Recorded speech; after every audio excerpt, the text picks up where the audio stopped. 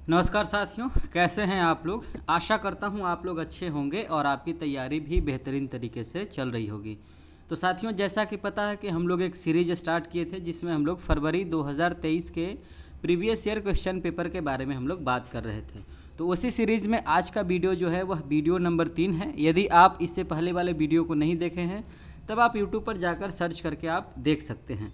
तो चलिए फिर आज का वीडियो हम लोग स्टार्ट करते हैं। लास्ट के 2 वीडियो में हम लोग बात किए थे 1 से लेकर 20 क्वेश्चन तक, यानी प्रत्येक वीडियो में हम लोग बात कर रहे थे 10-10 क्वेश्चन के बारे में।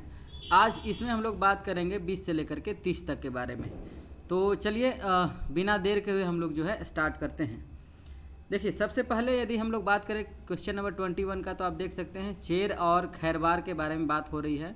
Palamu rose under whose leadership in the revolt of 1857, यानी 1857 का जो रिवॉल्ट हुआ वह पलामू के क्षेत्र में जो है चेरो और खारवार जो एकजुट हुए थे वह किनके नेतृत्व में हुए थे।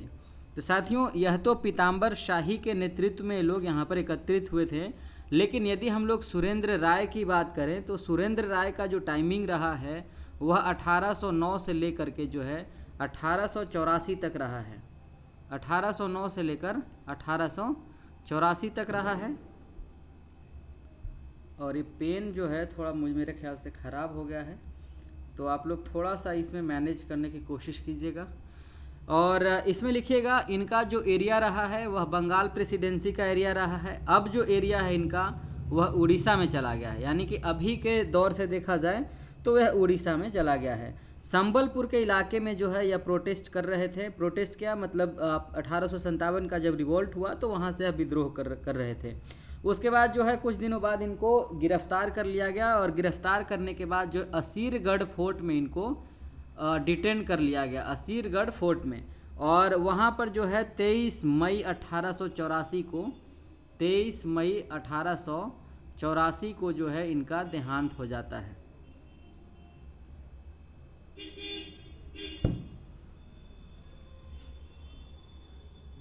चलिए, 23 मई 1884 को इनका देहांत हो जाता है।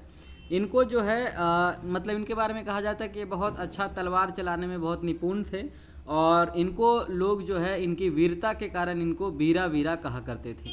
दूसरे नंबर पे हैं राजा अर्जुन सिंह। तो राजा अर्जुन सिंह के बारे में बात करें तो इनकी टाइमिंग 1829 से लेकर 90 रही है और यह राजा अच्युत सिंह के बेटे रहे हैं। आपको पता होगा राजा अच्युत सिंह बड़े इतिहास में फेमस हैं। यह इन्होंने जो है सिंहभूम एरिया में जो है 1857 के रिवॉल्ट को अपना लीडरशिप दिया था। और यह जो है उस एरिया का जो मतलब पाराहाट का एरिया है, झारखंड का एरिया, वहाँ पर राजा के तौर पे भी इन्होंने अपनी सेवाएं दी हैं। और ख़ासकर जो है इनका कोल ट्राइब के ऊपर, कोल ट्राइब जो है वहाँ पे जो अभी आप हो कहते हैं, इस ट्राइब के ऊपर इनका जो है काफ़ी ज़्यादा इन्फ्लुएंस रहा है। उसके बाद तीसरे नंबर पे बात करें जुझार सिंह के बारे में, जुझार सिंह के बारे में, तो यह दरअसल इनका इलाका जो रहा है बिहार का दाऊद नगर का इलाका रहा है जो अभी औरंगाबाद में आता है। तो बिहार शाहाबाद का एरिया में लोग लड़ाई लड़ रहे थे और जो वीर कुंवर सिंह वाली लड़ाई आप देखते हैं उसी का जो एक ब्रांच है जिसमें यह भी पार्टिसिपेट करके लड़ाई कर रहे हैं। तो इनका जो एरिया है वह दाऊद नगर का एरिया है और लगभग 600 से 700 लोगों के साथ मिलकर के जो इन्होंने ब्रिटिशर्स को लूटा और उनको जगह जगह पे जो है उनको हानियाँ पहुंचाई 1857 के रिवॉल्ट में। और इनके भाई जो रहे हैं हिम्मत सिंह, वह दरअसल पटना के विक्रम थाना का जो एरिया है वहाँ पर 200 से लेकर 250 लोगों के साथ वह भी वहाँ पर प्रोटेस्ट किए हैं। तो आप देख सकते हैं यह जो एरिया रहा है बिहार और झारखंड का ही मूल तौर पे एरिया है। सुरेंद्र सही का जो एरिया है वह एरिया उड़ीसा का एरिया है। आगे बात करते हैं, यदि हम लोग क्वेश्चन नंबर 22 के बारे में बात करें तो आप 22 में देखिए who wrote the book Hindutva.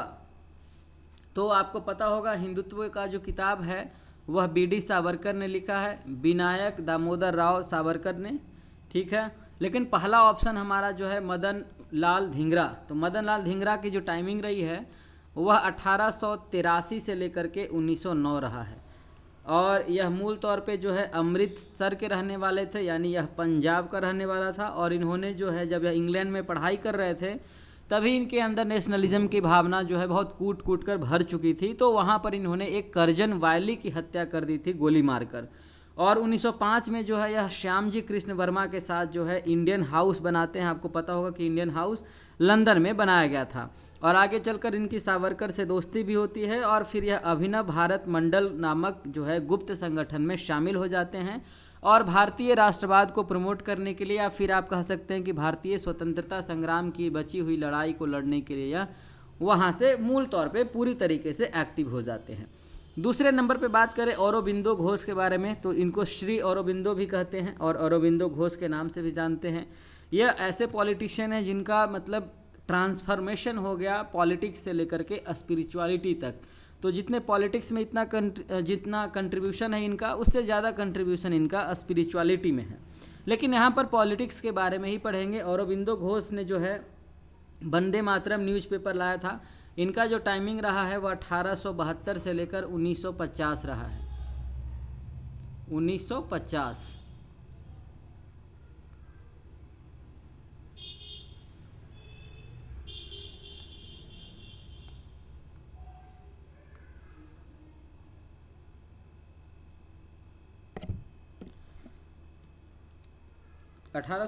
से लेकर 1950 इनका टाइमिंग रहा है। और आप इसमें देख सकते हैं, इसमें लिखिएगा पहले नंबर पे यदि हम लोग बात करें तो लिखिएगा वंदे मातरम जो है न्यूज़पेपर इन्होंने रिलीज़ किया।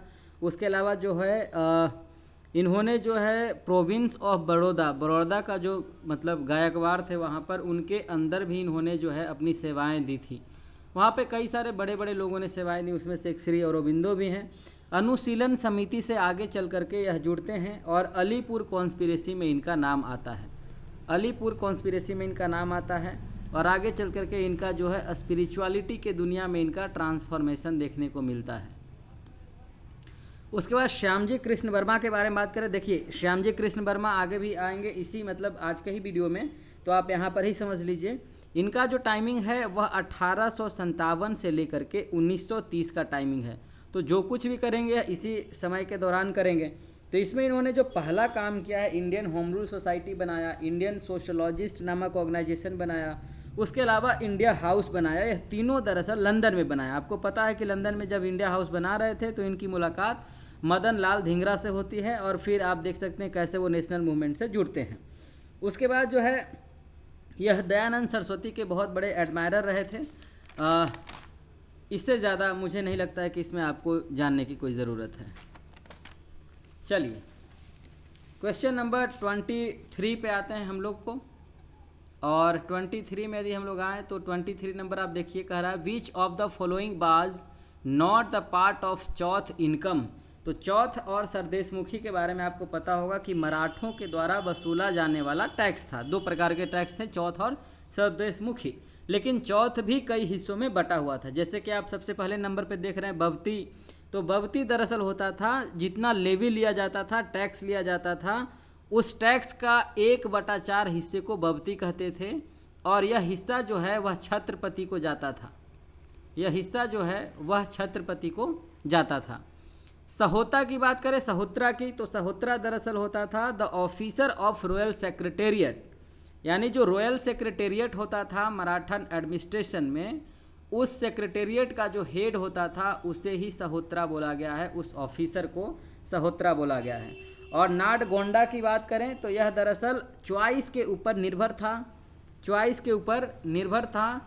और यह 3% यानी टोटल जो टैक्स कलेक्शन होता था उसका 3% हिस्सा होता था, उसको नाडगोंडा कहते थे। और बाकी जो 2/3 हिस्सा होता था टोटल कलेक्शन का, जो बचता था मराठा सरदार को मिल जाता था, वह उसे मोकासा कहते थे। और चौथ का यह पार्ट नहीं था नागभाग, इसीलिए इसको यहीं पे लेफ्ट करते हैं। आगे देखिए क्वेश्चन नंबर 24 की यदि हम लोग बात करें तो आप देखिए मलय के ताइपिंग में सितंबर 1943 में आज़ाद हिंद फौज की एक नई रेजिमेंट बनाई गई, जिसके सिपाहियों ने इसे ब्रिगेड के नाम से उद्बोधित किया। तो सबसे पहली बात क्लियर होनी चाहिए कि इसमें दरअसल जो है यह बनाया दरअसल इन्होंने नहीं है। किसने? यह सुभाष चंद्र बोस ने नहीं बनाया है। तो जब सुभाष चंद्र बोस ने नहीं बनाया है तो इसका नाम सुभाष ब्रिगेड होने की संभावना है। यदि सुभाष बनाते तो सुभाष ब्रिगेड नाम होने की संभावना नहीं होती।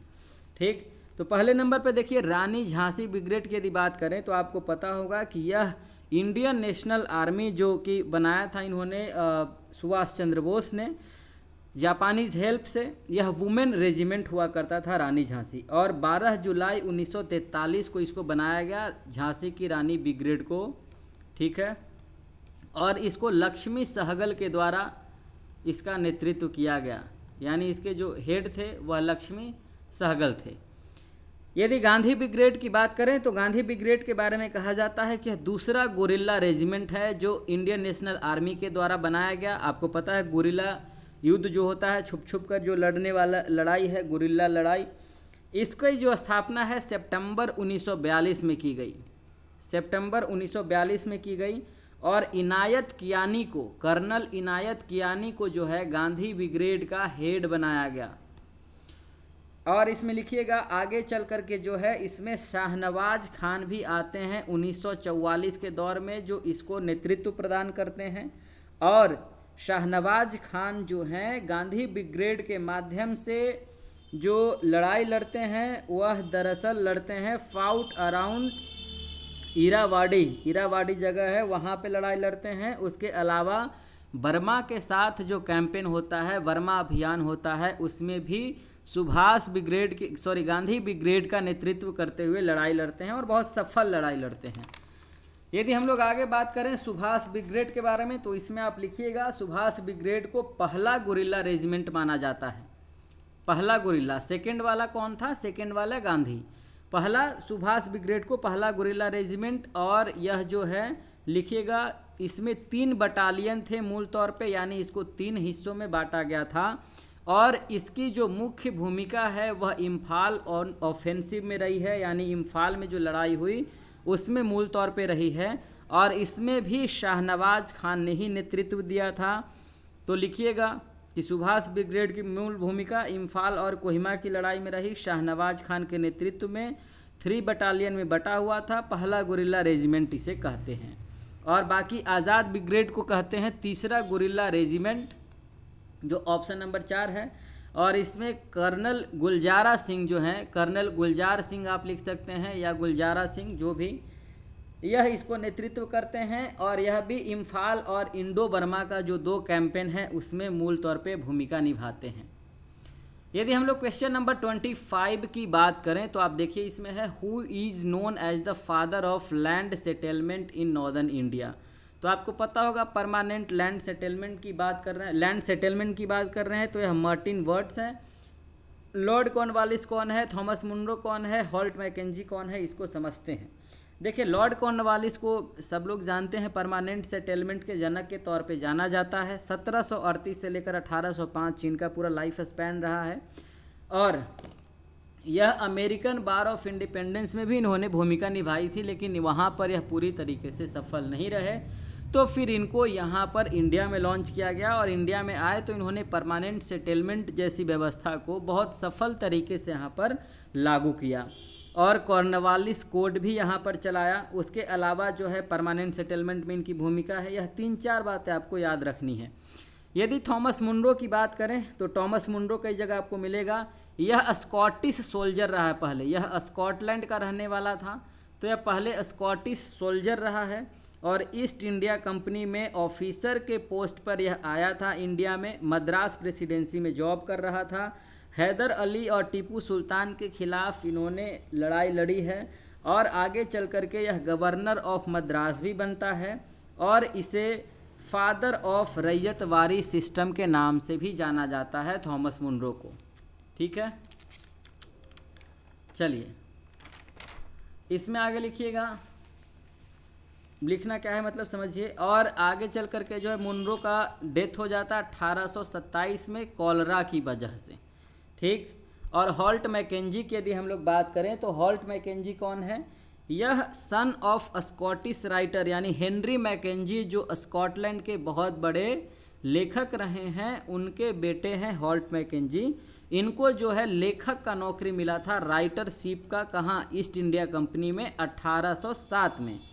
और उसके बाद जो है यह लिखिएगा he was instrumental for setting up the Mahalwari system of land revenue, यानी महालवाड़ी सिस्टम जो यहाँ पर 3 तरीके की सिस्टम लाई गई कॉलोनियल पीरियड में लैंड से रिलेटेड, जिसको एक आप कहते हैं रैयत बाड़ी, एक को कहते हैं महालवाड़ी और एक को कहते हैं भूमि बंदोबस्त, जो अस्थाई भूमि बंदोबस्त था, या उसको ज़मींदारी भी कहते हैं, जिसमें ज़मींदारों को टैक्स वसूल करके अंग्रेज़ों को पहुंचाना होता था। रैयत बाड़ी में रैयत डायरेक्ट पहुंचाते थे और महालवाड़ी में पूरे गांव को एक साथ पहुंचाना पड़ता था।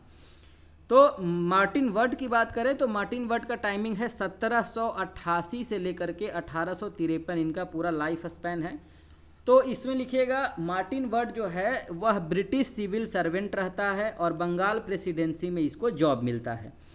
इसको जो है महालवाड़ी टैक्स रिफॉर्म के नाम, मतलब नाम से नहीं, मतलब उसमें इसका कंट्रीब्यूशन रहा है मार्टिन वर्ट का। और he began service as an assistant to the registrar of Sardar Diwani Adalat in Kolkata, यानी कि आगे चल करके जो है यह कोलकाता में दीवानी अदालत में जो है असिस्टेंट के तौर पे अपना काम, अपना जॉब स्टार्ट करता है। और यह जो है आगे चल करके इसको कई जगह पर भेजा भी जाता है। तो पहली बार जो इसका एक्सपीरियंस होता है वह 1813 ईस्वी में विलियम विल्वर के साथ, ठीक है, विलियम विल्वर फोर्स के साथ जो है वह बनारस जाता है। यह इसको भेजा जाता है चूँकि प्रोविंशियल एक्सपीरियंसेस के लिए, और चूँकि दीवानी अदालत से जुड़ा हुआ असिस्टेंट है तो वहाँ पर जाता है, वहाँ पर जांच पड़ताल के लिए। लिखिएगा आगे चल करके he became the magistrate and जज ऑफ गाजीपुर, यानी गाजीपुर जो अभी उत्तर प्रदेश का इलाका है उस इलाके का इसे मजिस्ट्रेट और जज भी नियुक्त किया जाता है मार्टिन वर्ट को 1816 से लेकर के 1826 के लिए। और आगे चल करके इसे गोरखपुर की भी जिम्मेदारी दी जाती है।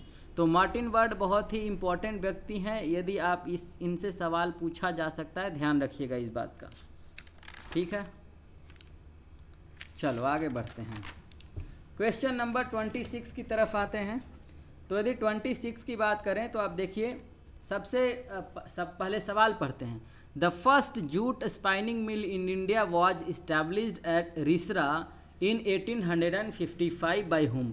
तो एक फैक्ट तो इन्होंने दे दिया है कि पहला जो जूट मिल बना वह रिसरा में बना है, रिसरा में उसकी स्थापना हुई है और 1855 में हुई है। लेकिन किसने बनाया? तो जॉर्ज ऑकलैंड ने बनाया।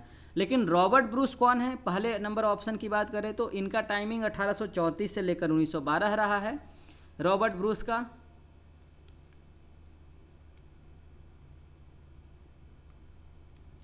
अठारह से लेकर 1912 रहा है।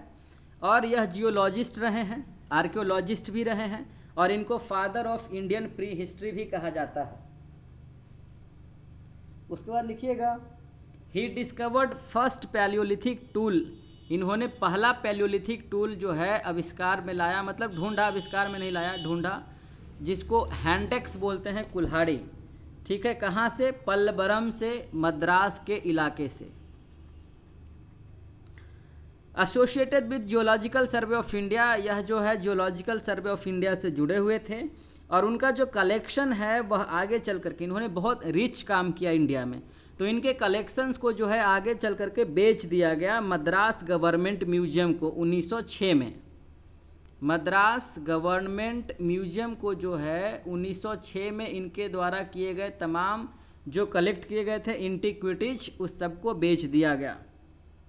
और विलियम किंग के साथ इन्होंने साउथ का जो पार्ट है इंडिया का और वेस्ट का जो पार्ट है वहाँ पर भी इन्होंने रिसर्च का काम किया।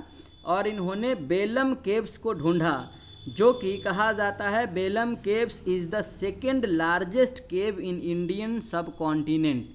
मतलब दूसरा सबसे बड़ा जो केव है बेलम केव, जिसको इन्होंने ढूंढा है विलियम किंग के साथ मिलकर। और यह जियोलॉजिकल सोसाइटी लंदन के भी जो है फेलो रहे हैं। और कोलकाता में 29 दिसंबर 1912 को इनकी मृत्यु हो गई। और आगे चल करके इनके एशेज को, यानी मरने के बाद जो राख है, उस राख को होली ट्रिनिटी चर्च तमिलनाडु में जो है भेज दिया गया, मंगवा लिया गया, आप ऐसे समझो। जॉर्ज हेंडरसन की बात करें तो जॉर्ज हेंडरसन को समझते हैं। जॉर्ज हेंडरसन में लिखिएगा ब्रिटिश आर्ट हिस्टोरियन रहे हैं और यह लेखक भी रहे हैं। और यूनिवर्सिटी ऑफ कैम्ब्रिज में एमिरेटस प्रोफेसर के तौर पे भी इन्होंने सेवाएं दी है। ठीक है, एमिरेटस प्रोफेसर के तौर पे सेवाएं दी हैं। इनका जो एरिया रहा है मेडिवल आर्ट एंड आर्किटेक्चर का एरिया रहा है, और इनको encyclopedia of medieval art and architecture के नाम से भी जाना जाता है। इनकी कुछ फेमस किताबें हैं जैसे कि Gothic art and civilisation and early medieval art and civilisation, यह हैं जॉर्ज हेंडरसन। और एंड्रू यूलो की बात करें तो एंड्रू यूलो का टाइमिंग जो है वह 1834 से लेकर के 1902 के बीच का टाइमिंग है। यह एक बिजनेसमैन रहे हैं और इन्होंने जो है हुलंगपुर में जो है पहली बार टी कंपनी खोला, और जो कोलकाता के एरिया है, और 1866 में इन्होंने जो है एंड्रू यूलो ग्रुप के नाम से कंपनी बनाया, और कॉटन मिल भी आगे चल करके यह बॉम्बे में बनाते हैं। और 1875 में जो है यह ट्रेड स्टार्ट करते हैं जूट से रिलेटेड, कॉटन से रिलेटेड और कोयला से रिलेटेड भी। पहले केवल चाय का काम कर रहे थे। ऑकलैंड की बात करें तो देखिए ऑकलैंड जो है, ऑकलैंड मिल जो है, मतलब ऑकलैंड ने एक मिल बनाया था ऑकलैंड मिल के नाम से। तो Auckland mill was the first jute mill in India. यह पहला जो अभी आपने मिल की बात की है वह मिल दरअसल उसका नाम है ऑकलैंड मिल, जिसकी स्थापना इन्होंने करवाई थी, की थी मतलब ऑकलैंड ने। लिखिएगा मिल वाज इस्टेब्लिश्ड इन 1855, जैसा कि आप देख रहे हैं। ऑकलैंड के बारे में कहा जाता है कि ऑकलैंड ने जो है बंगाली फाइनेंसर बाबू सुमरेयर के साथ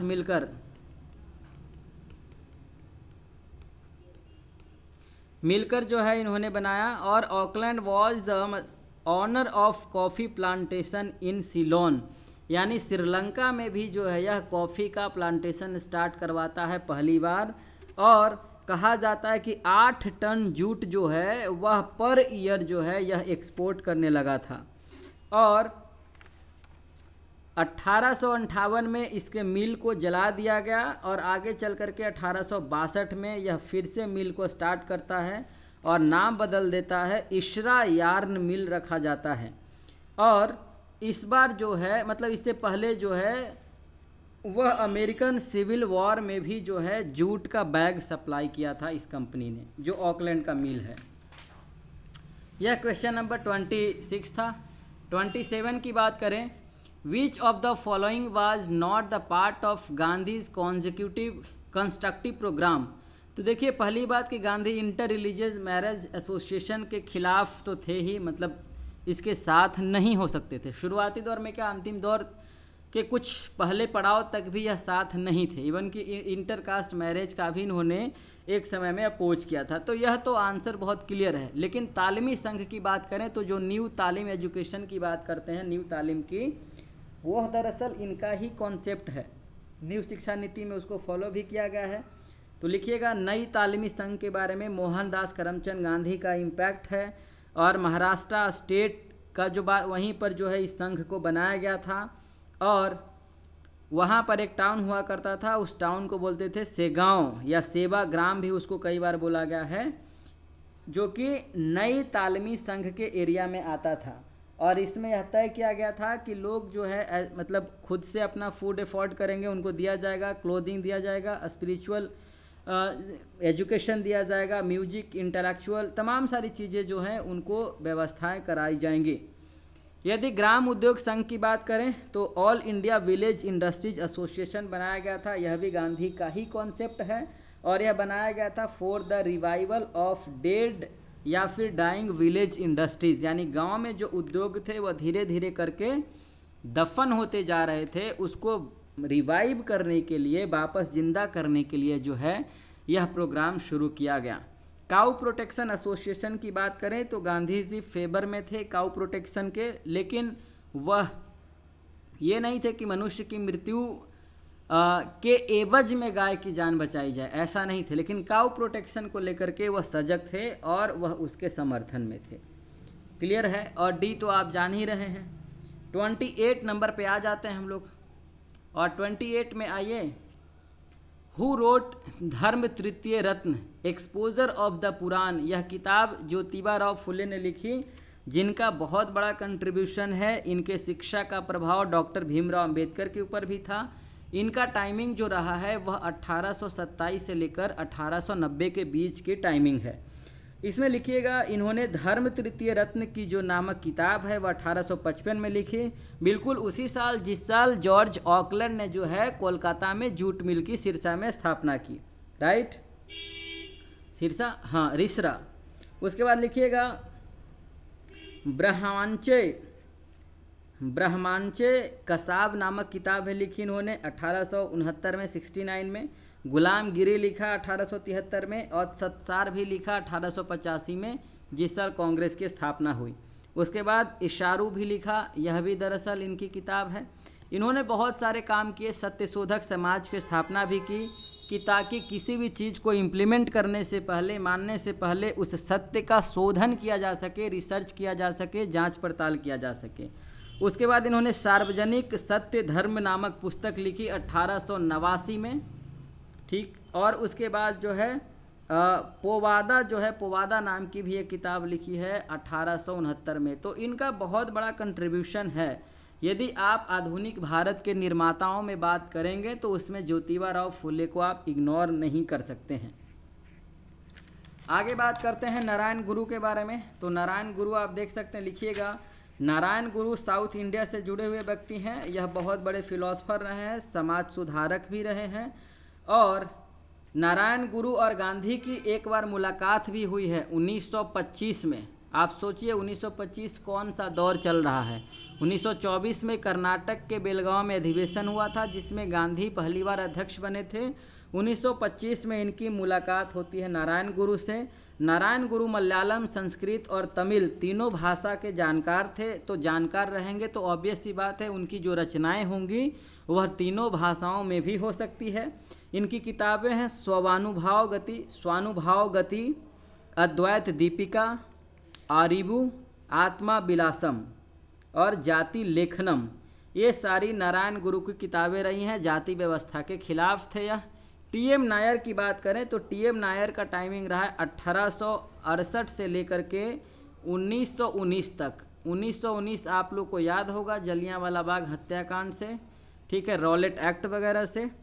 इनका जो काम है यह रहा है द्रविडियन मूवमेंट में। आपको पता होगा कि साउथ इंडिया में द्रविडियन मूवमेंट बहुत बड़ा मूवमेंट रहा है, तो उस मूवमेंट में इनका कंट्रीब्यूशन रहा है। उसके अलावा जस्टिस पार्टी जो रही है जिसमें आगे चलकर पेरियार भी जुड़ते हैं, उसके यह फाउंडर रहे हैं। और होम रूल मूवमेंट में भी इनका कंट्रीब्यूशन है। रामास्वामी नायकर की बात करें तो इनका पूरा नाम है ईवी रामास्वामी नायकर, जिनको पेरियार के नाम से पूरी दुनिया जानती है। इरोड वेंकटप्पा रामास्वामी नायकर 1879 से लेकर 1973 का जो है इनका टाइमिंग है। 73 होगा या फिर आप देख सुधार लीजिएगा। इसमें लिखिएगा इन्होंने 1919 में जो है कांग्रेस ज्वाइन किया था और 1925 में इन्हें रिजाइन भी कर दिए। कुछ दिन के लिए इनको हेड भी बनाया गया और 1939 में जब सेकेंड वर्ल्ड वार चल रहा है तब यह जस्टिस पार्टी का इनको हेड बनाया गया। और 1944 में द्रविड़म करगम के नाम से जस्टिस पार्टी को तब्दील कर दिया गया। यानी जस्टिस पार्टी ही जो आगे चल करके द्रविड़म कड़गम, जो कि DMK आप कहते हैं, उस नाम से उनको परिवर्तित कर दिया गया। ठीक है, यहाँ तक कोई दिक्कत मेरे ख्याल से नहीं होना चाहिए। चलिए, उसके बाद जो है वही पार्टी आगे चल करके C अन्नादुरई जो है 1949 में उस पार्टी को जो है द्रविड़ मुनेत्र करगम, उसमें DMK जोड़ देते हैं। और इनके बारे में बहुत ख़ास बात है कि रामास्वामी नायकर ने रेशनलिज्म को प्रमोट किया और सोसाइटी को साइंटिफिक बनाने में अपनी बहुत महत्वपूर्ण भूमिका निभाई है। 29 की बात करें क्वेश्चन नंबर के, तो आप इसमें देखिएगा, अरे रुक जाओ भाई, question number 29, which of the following German scholars who wrote extensively on Indian intellectual history without learning any Indian languages. तो इसमें से जो शिलिंग हैं, स्कोपहेनर हैं और F श्रीगल हैं, यह दरअसल यह तीनों जर्मन राइटर हैं, खास करके जो है पोएट और पोइट्री और ये जो प्रोज का काम है वह करते थे। तो यह सब लोग लैंग्वेज जानते थे इंडियन लैंग्वेज को, लेकिन इसमें जो हीगल हैं वह नहीं जानते थे। और चारों की खास बात क्या है कि चारों जर्मन से जुड़े हुए हैं। पहले नंबर पे बात करें FWJ शेलिंग की, तो यह 1775 से लेकर जो है 1854 तक यह दुनिया में रहे और यह जर्मनी के बहुत जाने माने फिलोसफर रहे हैं। आर्थर स्कोपहर की बात करें स्कोपहर की, तो यह 1788 से लेकर जो है 1860 तक इनका टाइमिंग रहा है और यह जर्मन फिलोसफर ये भी हैं और इनको पूरी दुनिया जो है इन्होंने 1818 में किताब लिखी उसके लिए जानती है, the world as will and representation, the world as will and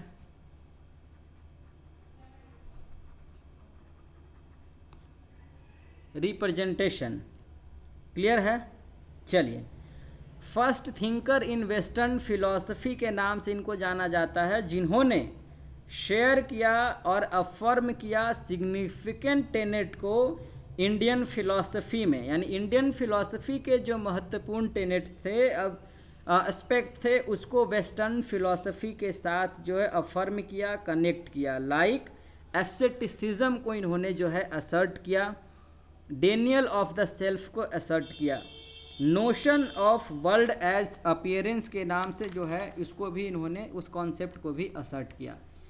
तीसरे नंबर पे बात करें ऑप्शन नंबर सी, जो है GWF हिगल, जिसको जॉर्ज विल्हेम फ्रेडरिक हेगल के नाम से जानते हैं। आप लोग जानते होंगे मार्क्स और हेगल की कहानी। इन्होंने इनका जो कंट्रीब्यूशन है 1770 से लेकर के 1831, पहले इनके बारे में लिख लीजिए। और जर्मन आइडियलिज्म का जो कॉन्सेप्ट रहा है उसमें इनका बहुत बड़ा कंट्रीब्यूशन है और यह जर्मनी के यह भी बहुत बड़े फिलोसफर रहे हैं और founding figure of modern western philosophy के नाम से इनको जाना जाता है। यदि आप वेस्टर्न फिलॉसफी की बात करें और आप हीगल को छोड़ दें तो ऐसा हो ही नहीं सकता है, फिर तो अधूरी ही बातें होंगी। इन्होंने मेटाफिजिक्स पे, एपिस्टेमोलॉजी पे, ओंटोलॉजी पे सारे जो है फिलॉसफी के पार्ट हैं और पॉलिटिकल फिलॉसफी पे, फिलॉसफी ऑफ हिस्ट्री पे, फिलॉसफी ऑफ आर्ट पे, आर्ट ऑफ फिलॉसफी पे, फिलॉसफी ऑफ रिलीजन पे, रिलीजन ऑफ फिलॉसफी पे, इन तमाम सारे चीज़ों पे इन्होंने बहुत विस्तार से काम किया है। एफ सिगल की बात करें तो 1772 से लेकर के 1829 तक इनका टाइमिंग है और यह जर्मन पोएट हैं और लिटरेरी क्रिटिक हैं। आलोचना किया इन्होंने, फिलोलॉजिस्ट भी हैं, इंडोलॉजिस्ट भी हैं, फिलोसोफर भी हैं और क्रिश्चियन जो दो हिस्से में बटे थे, प्रोटेस्टेंट और कैथोलिक, तो यह दरअसल प्रोटेस्टेंट रहे हैं और एथिज्म को और इंडिविजुअलिज्म इनका जो फिलॉसफी रहा है। क्लियर है? 30 नंबर पे बात करते हैं, क्वेश्चन नंबर 30 में लिखिएगा साइको हिस्ट्री की बात किसने कही है? तो साइको हिस्ट्री पे काम किया है दरअसल सिगमंड फ्रायड ने। ठीक है, सिगमंड फ्रायड का साइको एनालिसिस पे, साइकोलॉजी पे, सेक्स पे, माइंड पे, ड्रीम पे, इन सारे चीज़ों पे बहुत अच्छा काम है। एलिजाबेथ हार्लो के बारे में जानते हैं, यह जर्मनी की रहने वाली हैं और इन्होंने डेवलपमेंट साइकोलॉजी पे काम किया है। ठीक है, डेवलपमेंट साइकोलॉजी पे काम किया है। बी नंबर की बात करें EH गैरेट की, तो इनका टाइमिंग 1853 से 1929 है और यह प्रोलिफिक इलुस्ट्रेटर रहे हैं, बहुत इंपॉर्टेंट इलुस्ट्रेटर हैं और राइटर रहे हैं, पोएट रहे हैं और इनका एक काम रहा है जो बहुत फेमस रहा है, द विलेज ब्लैक स्मिथ के नाम से।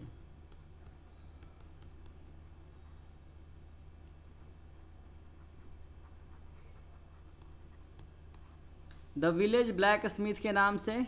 कार्ल पॉपर की बात करें तो इसमें कार्ल पॉपर में लिखिएगा पूरा नाम है श्री कार्ल रायमंड पॉपर। 1902 से लेकर 1994 तक इनका टाइम है, 1994 तक। यह ऑस्ट्रियन हैं, ऑस्ट्रिया से ब्रिटिश गए और फिलोसफर हैं, एकेडमिशियन हैं और सोशल कमेंटेटर हैं। इन्होंने फिलॉसफी ऑफ साइंस नाम से एक किताब लिखी जो बहुत फेमस हुई। उसके बाद सिगमंड फ्रायड हैं। सिगमंड फ्रायड को कौन नहीं जानता। 1856 से लेकर के जो है 1939 तक, सेकेंड वर्ल्ड वॉर तक यह जिंदा रहे और इनका काम जो है बहुत इम्पोर्टेंट काम है, मुझे लगता है सबको जानना ही चाहिए। देखिए यह ऑस्ट्रियन न्यूरोलॉजिस्ट हैं, ठीक है, ऑस्ट्रियन न्यूरोलॉजिस्ट हैं। इनको फाउंडर ऑफ साइको एनालिसिस कहा जाता है। क्लिनिकल साइको एनालिसिस क्या है? साइको एनालिसिस है एक clinical method for evaluating pathologies, यानी पैथोलॉजीज का इवेलुएशन करने के लिए जिस क्लिनिकल मेथड का प्रयोग करते हैं वह साइको एनालिसिस है, जिसके फाउंडर सिगमंड फ्रायड हैं। सितंबर 1939 में कैंसर की वजह से, यानी कि जो जबड़े का कैंसर था उसकी वजह से इनकी मृत्यु हो जाती है। इन्होंने सिडक्शन थ्योरी पे काम किया है, सिडक्शन पे काम किया है, अनकॉन्शियस माइंड पे काम किया है, ड्रीम्स पे काम किया है, ब्रेन पे काम किया है, साइकोसेक्सुअल डेवलपमेंट पे काम किया है। उसके अलावा हमने बताया साइको एनालिसिस पे काम किया है, फेमिनिटी पे भी काम किया इन्होंने, और फीमेल सेक्सुअलिटी पे काम किया है। उसके अलावा जो है ईड पे काम किया है, ईगो पे काम किया है और सुपर ईगो पे काम किया है। 3 तरीके का इन्होंने बताया है, ईगो, ईड, सुपर ईगो, और ये 3 इन तमाम सारे चीज़ों पे बात किया है। सिगमंड फ्रायड पे कम से कम 2-3 घंटा भी यदि हम लोग बात करें तो बहुत कम होगा, उनके काम को इतना जल्दी नहीं समझा जा सकता। लेकिन सिगमंड फ्रायड के बारे में 4-5 बातें आप ज़रूर याद रखिएगा, ताकि आपसे आगे जब पूछा जाए एग्जामिनेशन में तब आप उस सवाल को एटलीस्ट सही कर पाएँ। अभी उद्देश्य तो यही है, उस चीज़ को जानना और क्वेश्चन को समझना। चलिए, मेरा ख्याल है कि 10 क्वेश्चन कंप्लीट हो गया है। अगले वीडियो में हम लोग फिर बात करेंगे। बहुत बहुत शुक्रिया इस वीडियो को देखने के लिए, और इस वीडियो को अपने दोस्तों के साथ शेयर ज़रूर कीजिएगा। और यदि आप कुसुम नेट क्लासेस पे पहली बार आए हैं तो चैनल को सब्सक्राइब कर लीजिएगा, और बाकी के भी आप वीडियोज़ देख सकते हैं जो हिस्ट्री से रिलेटेड हैं। बहुत बहुत शुक्रिया साथियों।